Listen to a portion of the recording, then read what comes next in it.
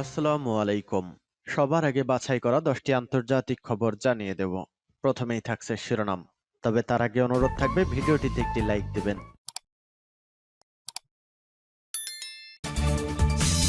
জানিয়ে দিব এই মুহূর্তে পাওয়া সর্বশেষ গুরুত্বপূর্ণ আপডেট। আন্তর্জাতিক সংবাদ। পূর্ব ইউক্রেনে নতুন হামলার প্রস্তুতি নিচ্ছে রাশিয়া, বলেছেন ইউক্রেনের জেনারেল। এরপর জানিয়ে দেব বিশ্বসেনা নিয়ে মার্কিন সামরিক হেলিকপ্টার বিধ্বস্ত। এদিকে হাইতিতে খ্রিস্টানদের বিক্ষোভে অতর্কিত গুলিবর্ষণ, নিহত 10।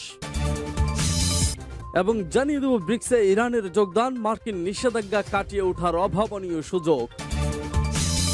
এদিকে প্রতিবেশী দেশগুলোর হামলার সংখ্যায় নাইজারে সর্বোচ্চ সতর্কতা।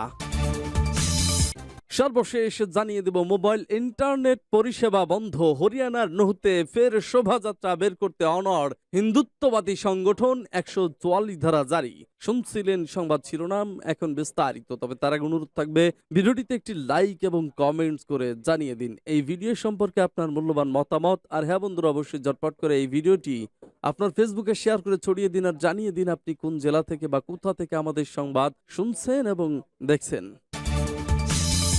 পূর্ব ইউক্রেনে নতুন হামলার প্রস্তুতি নিচ্ছে রাশিয়া, বলেছেন ইউক্রেনের জেনারেল। ইউক্রেনীয় স্থল বাহিনীর commander colonel general Oleksandr Syrskyi বলেছেন, মস্কো অধিকৃত পূর্বাঞ্চলে ইউক্রেনে নতুন করে আক্রমণের প্রস্তুতি নিচ্ছে রাশিয়া। সিরস্কি শুক্রবার তার টেলিগ্রাম চ্যানেলে বলেন, লাইম্যান ও কুপিয়ানস্কের আশেপাশে 1 মাসের তীব্র যুদ্ধ, উল্লেখযোগ্য ক্ষয়ক্ষতির পর শত্রু বাহিনী আবারও সংঘবদ্ধ হচ্ছে। একই সঙ্গে তারা রুশ ফেডারেশনের ভূখণ্ড থেকে নবগঠিত ব্রিগেড ও ডিভিশনগুলোর সেনাদের যুদ্ধাঞ্চলে মোতায়েন করছে।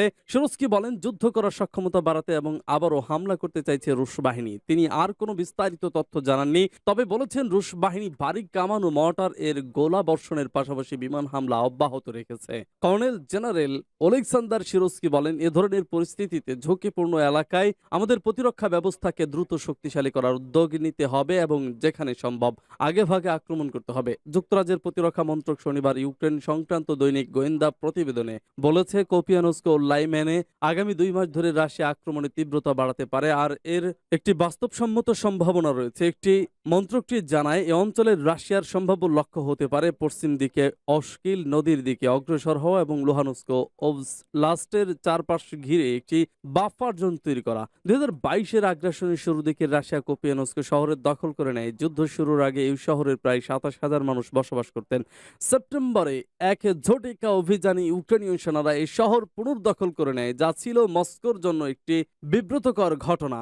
এই প্রতিবেদনের কিছু অংশ এপি ও এএফপি ও রয়টার্স থেকে নেওয়া হয়েছে। বিশ্বসেনা নিয়ে মার্কিন সামরিক হেলিকপ্টার বিধ্বস্ত।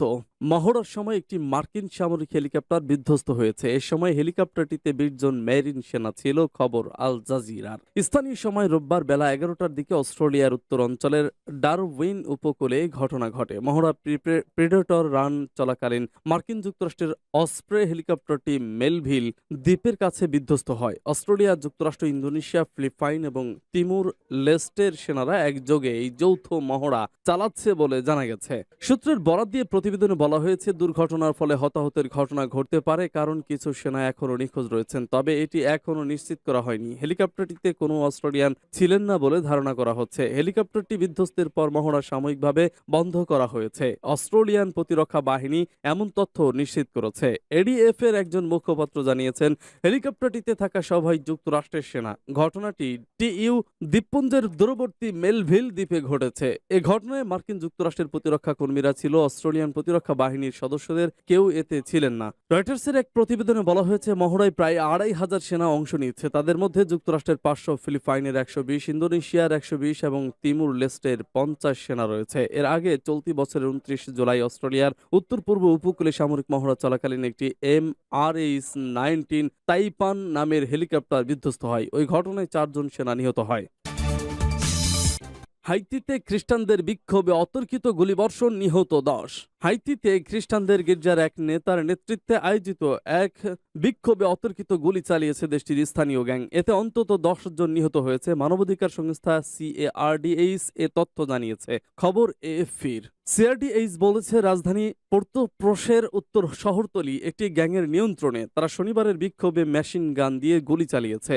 সিআরডিএইচ এর পরিচালক গেডিওন জিন বলেছেন, নিহতের সংখ্যা আরও বেশি হতে পারে। বেশ কয়েকজন আহতকে হাসপাতালে ভর্তি করা হয়েছে। সেই সঙ্গে কয়েকজনকে অপহরণ করা হয়েছে। সামাজিক যোগাযোগ মাধ্যমে এক্সে শেয়ারকৃত ভিডিওতে দেখা যায় অন্তত 100 জন হলুদ শার্ট পরা ব্যক্তি কানান শহরতলিতে মার্চ করেছিল। ভিডিওতে আরও দেখা যায় রাস্তায় লোকদের গুলি করা হচ্ছে, অনেকের লাশ রাস্তায় পড়ে আছে।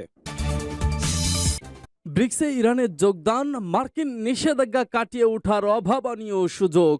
সাংহাই সহযোগিতা সংস্থায় যোগদানের পর ইসলামী প্রজাতন্ত্র ইরান আনুষ্ঠানিকভাবে বিশ্ব অর্থনৈতিক বিষয়ক জোট ব্রিক্সের সদস্য পদ লাভ করে। প্রথম উদীয়মান অর্থনৈতিক শক্তির দেশ ব্রাজিল, রাশিয়া, চীন ও ভারত ব্রিক গ্রুপ গঠনের প্রস্তাব করেছিল। অবশেষে 2009 সালের 16 জুন ব্রিক আনুষ্ঠানিকভাবে প্রতিষ্ঠিত হয় এবং 2010 সালের 21 সেপ্টেম্বর দক্ষিণ আফ্রিকা যুক্ত হওয়ার সাথে সাথে এর নাম ব্রিক থেকে ব্রিক্সে পরিবর্তিত হয়। দক্ষিণ আফ্রিকার জোহান্সবার্গের অর্থনৈতিক অঞ্চল হিসেবে পরিচিত সেন্টন শহরে 15তম ব্রিক্স শীর্ষ সম্মেলন অনুষ্ঠিত হয়। ইরানের president Seyed Ebrahim Raisi BRICS শীর্ষ সম্মেলনে অংশ নিতে দক্ষিণ আফ্রিকার প্রেসিডেন্ট জনাব সিরিল রামাফোসার আনুষ্ঠানিক আমন্ত্রণে সাড়া দিয়ে গত বৃহস্পতিবার সকালে সে দেশে পৌঁছেছেন। এই সম্মেলনে দক্ষিণ আফ্রিকার প্রেসিডেন্ট ইরান, আর্জেন্টিনা, সৌদি আরব, মিশর, সংযুক্ত আরব আমিরাত ও ইথিওপিয়ার এই গ্রুপে যোগদানের কথা ঘোষণা করেন।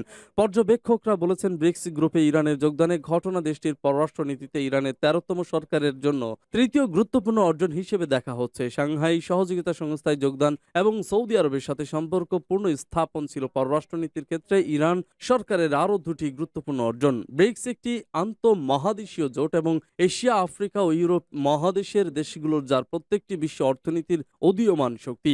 এর পাশাপাশি এই জোটের দুটি সদস্য দেশ অর্থাৎ রাশিয়া ও চীন হচ্ছে নিরাপত্তা পরিষদের স্থায়ী সদস্য এবং তাদের ভেটো ক্ষমতা রয়েছে। এ কারণে ব্রিক্সে এই দুটি দেশের উপস্থিতিকে গুরুত্বপূর্ণ হিসেবে দেখা হচ্ছে। ইরানের সাংহাই ও ব্রিক্স এ যোগদানের গুরুত্বপূর্ণ বার্তা হলো যে বিশ্ব ব্যবস্থায় ইরানকে বিচ্ছিন্ন করার চেষ্টা যে ব্যর্থ হয়েছে তাই নয়, একসাথে ইরানের সঙ্গে সম্পর্ক জোরদার করা।